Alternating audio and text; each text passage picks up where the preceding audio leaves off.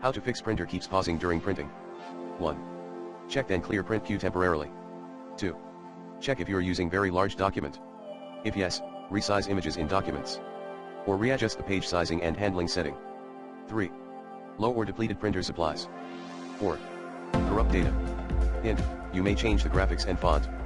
5. Check if your device ran into driver problems. If yes, try using the recommended Avast driver updater in this video guide.